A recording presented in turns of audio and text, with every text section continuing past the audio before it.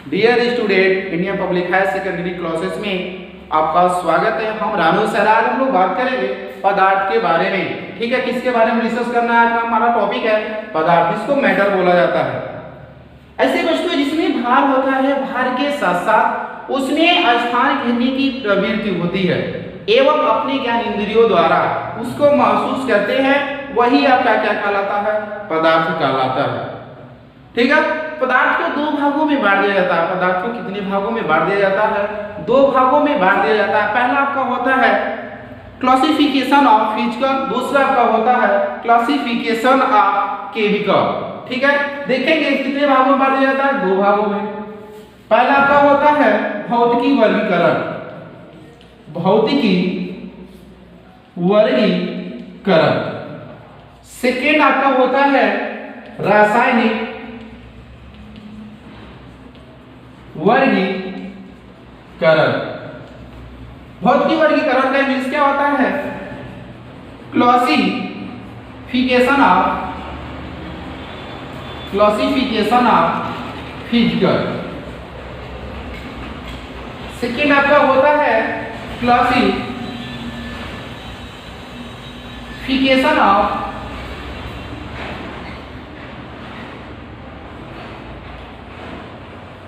Chemical. ठीक है, classification of physical होता है, इसको तीन भागों में बांट दिया जाता है। इसको फिर कितने भागों में बांट दिया जाता है? तीन भागों में बांट दिया जाता है। पहला आपका होता है ठोस, दूसरा आपका द्रव, तीसरा आपका गैस। भौतिकी वर्गीकरण को कितने भागों में बांट दिया जाता है? तीन भागों में इसको बांट दिया जाता है। पहला हमारा होता है ठोस, जिसको सॉलिड बोला जाता है। दूसरा आपका होता है द्रव, लिक्विड बोला जाता है। तीसरा आपका होता है गैस। अब हम देखेंगे सेकेंड आपका होता है क्लासिफिकेशन ऑफ जो केमिकल होता है, रासायनिक वर्गीकरण। इसको भी रासायनिक संगठन के आधार पे, किसके आधार पे? रासायनिक संगठन के आधार पर इसको भी तीन भागों में बांट दिया जाता है। पहला आपका होता है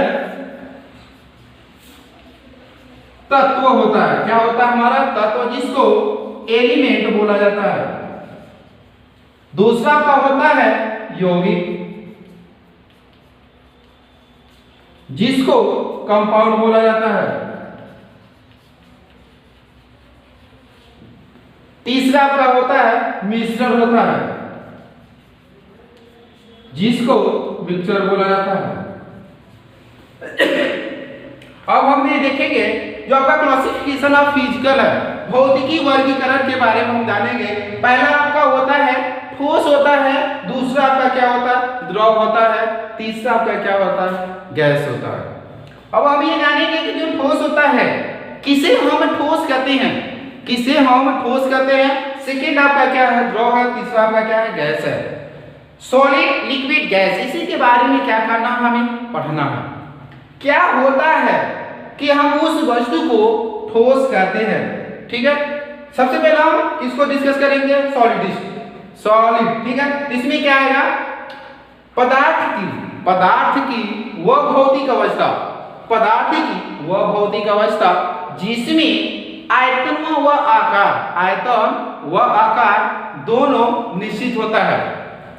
ऐसी वस्तुएं कैसी होती हैं? ठोस होती हैं। ठीक है, पदार्थ की वह भौतिक अवस्था जिसमें आयतन व आकार दोनों निश्चित होता है, ठोस कहलाता है। सब उदाहरण देखेंगे। आपका क्या है? ये डेस्टर है। डेस्टर आपका क्या है? ठोस है। क्या है ये? ठोस है। इसका आयतन देखिए, लंबाई, चौड़ाई, ऊंचाई दिखाई दे रहा है एवं इसका आकार देखिए, आयताकार दिख रहा है। दिख रहा है कि नहीं? दिख रहा है। हम इसे क्या बोल सकते हैं? ये कौन सी वस्तु है? ठोस है। कौन सी वस्तु है आपकी? ठोस है। इसमें देखिए आयतन व आकार दोनों निश्चित हो रहा है। आयतन व आकार दोनों निश्चित हो रहा है, इसीलिए हम इसको क्या बोल रहे हैं? ठोस।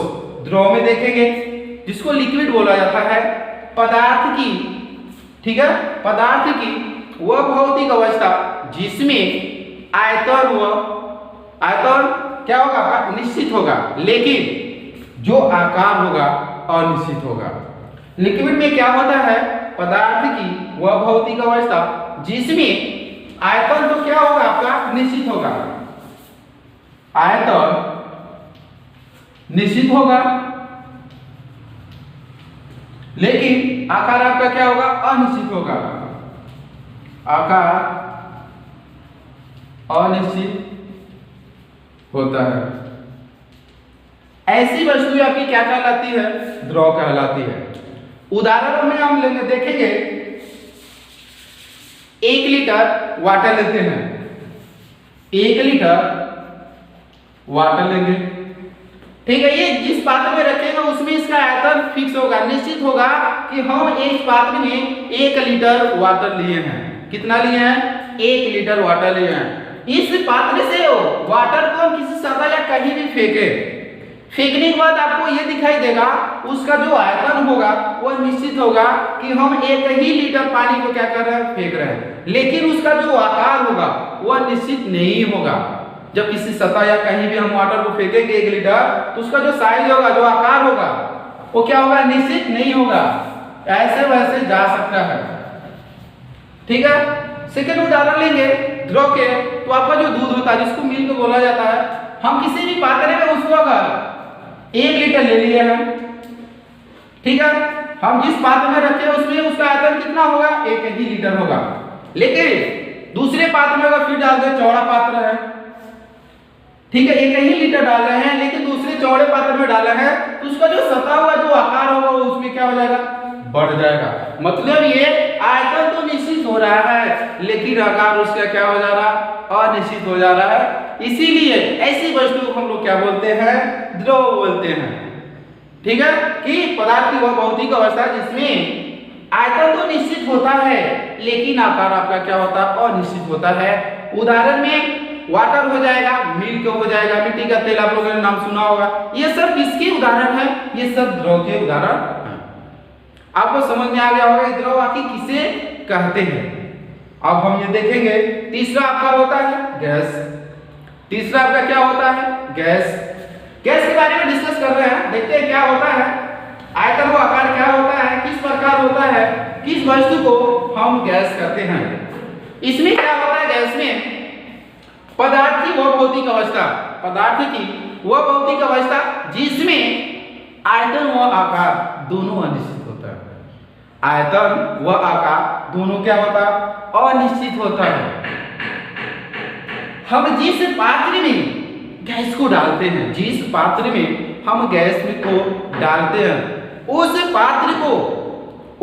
पात्र को संपीड़ित कर लेती है। क्या कर लेती है, संपीड़ित कर लेती है। उस पात्र में क्या होता है, पूरे को क्या कर लेता है, कवर कर लेता है, ठीक है। उसमें क्या होता है, आयतन और आकार दोनों क्या होता है, उसमें अनिश्चित होता है। इसीलिए ऐसी वस्तु को हम लोग क्या बोलते हैं, गैस बोलते हैं। उदाहरण में देखेंगे, ऑक्सीजन है, खुले वातावरण में ऑक्सीजन है, हमें दिखाई नहीं दे रहा उसका आयतन कितना है, उसका आकार कैसा है, दोनों क्या है, अनिश्चित है। नाइट्रोजन को देखेंगे, नाइट्रोजन भी आपका क्या गैस है। खुले वातावरण में नाइट्रोजन दिख रहा है सही से नहीं, स्पष्ट नहीं हो रहा है कि क्या है, कितना इसका आयतन है, कितना इसका साइज है। इसीलिए पदार्थ की वो भौतिक अवस्था जिसमें आयतन व आकार दोनों अनिश्चित होता है, वही आपका क्या कहलाता है, वही वस्तु आपकी क्या कहलाती है, गैस कहलाती है। क्या कहलाती है, गैस कहलाती है, ठीक है। आपको जो आपका ठोस था, हम क्या पढ़ लिए हैं, ठोस था, द्रव था, गैस था, इसके बारे में पढ़ लिए। इसका परिभाषा क्या होता है, जो आपका सॉलिड होता है, लिक्विड होता है, गैस होता है, इसका जो डिफिनीशन होता है क्या होता है, सबके बारे में जान लिए। आप लोग भी थोड़ा वीडियो देखने के साथ साथ थोड़ा आप लोग घर पे प्रैक्टिस कीजिएगा कि ठोस क्या होता है, द्रव क्या होता है, गैस क्या होता है।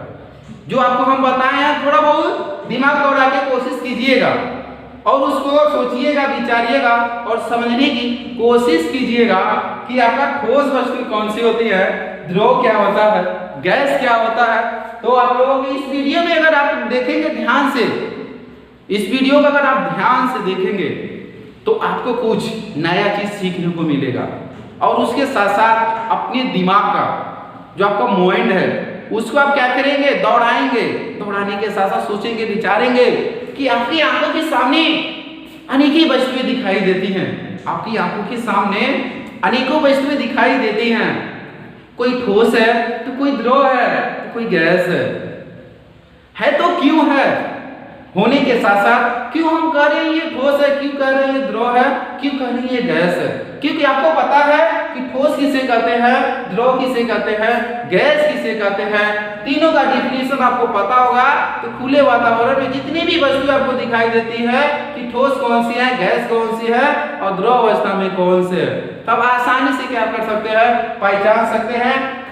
कि आप क्या पढ़े हैं कि पदार्थ के बारे में, पदार्थ को कितनी भागों में बांटा जाता है। पदार्थ को 2 भागों में बांट दिया गया है।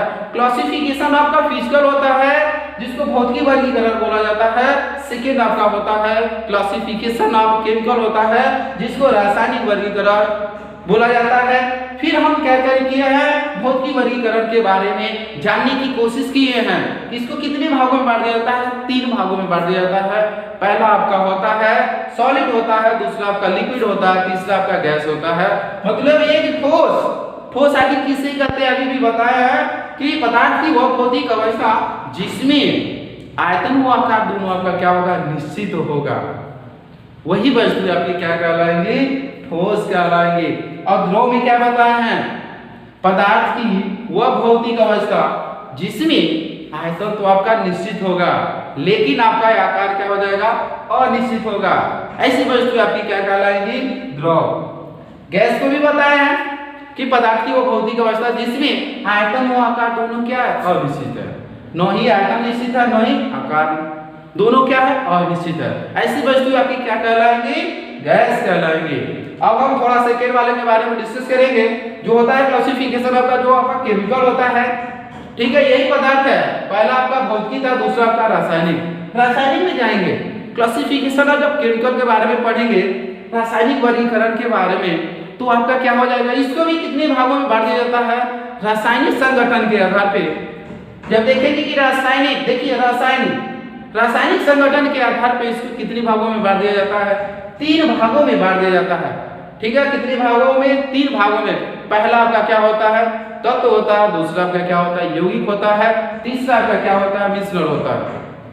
ठीक है, रासायनिक वर्गीकरण को कितने भागों में बांट दिया जाता है, जिसको क्या बोलते हैं, क्लासिफिकेशन। जो आपका केमिकल होता है इसको 3 टाइप्स में कन्वर्ट कर दिया जाता है। पहला आपका होता है एलिमेंट्स होता है, दूसरा आपका कंपाउंड होता है, तीसरा आपका क्या होता है, मिक्सचर होता है।